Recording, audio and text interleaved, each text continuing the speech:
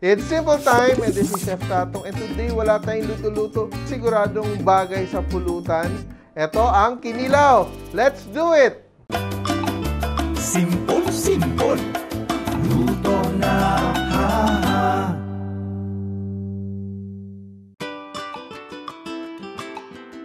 This recipe is part of our Simple Cookbook series where we try to make cooking as simple as ABC. Kaya sisimulan na natin yung ating very simple kinilaw sa gata. And gagawin natin dito, meron tayong tuna. And this is around 350 grams. What are we going to do? We are going to dice it into small pieces. Be sure that your knife is very sharp para, effortless yung pag-slice nyo at hindi madudurog yung flesh ng isda. And our tuna is done. It's ready. And what we will do, we're going to season our tuna with salt. And what we're going to do is we're going to soak our tuna in vinegar. Yan. Just enough. Yan. And we will strain that later on. No?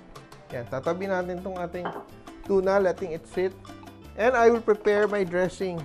Yan. So, gagawa ko ng dressing separately. Then, I'll just add the tuna later. So, what do? I have here a piece of ginger. Slice it thinly and we're going to mince it. So, we use young ginger para hindi siya masyadong mahibla. Hindi siya fibrous. Luya, no? Sa Visayas, tawag naman, luya.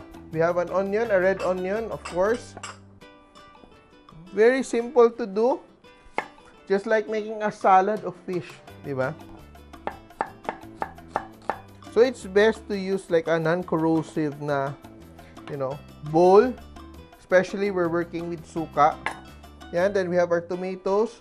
Yung gagawin ko sa tomatoes, I'm going to remove the seeds. I don't like eating the seeds pag raw. So, I use a spoon, I just scoop out the seeds. And I'm going to dice my tomatoes. Very, very classic recipe.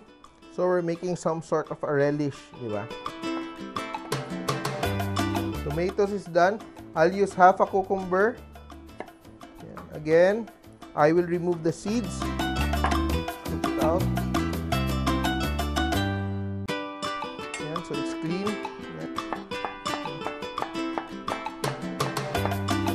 And some chilies. Lalagyan ko ng siling pangsigang, of course.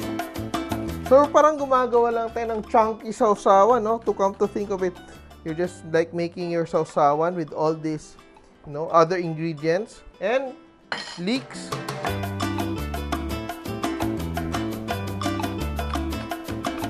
We leave the rest for garnish.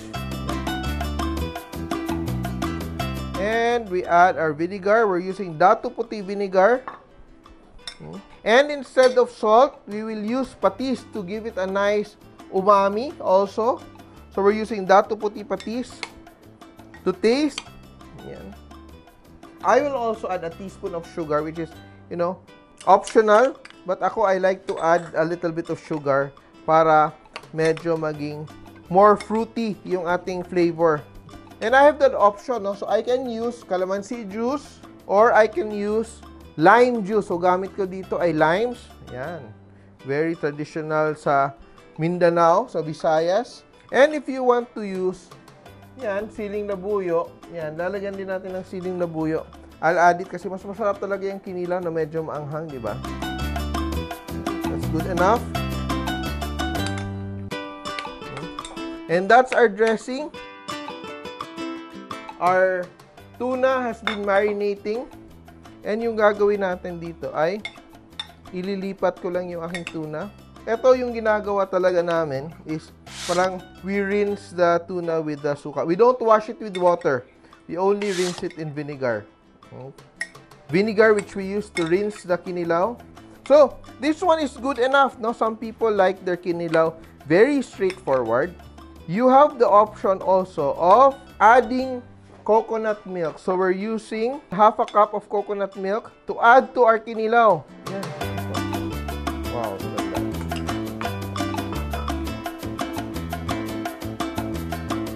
And that's done. Serve it chilled. So, you chill it for like 10 minutes more. and serve it, and wow, with beer.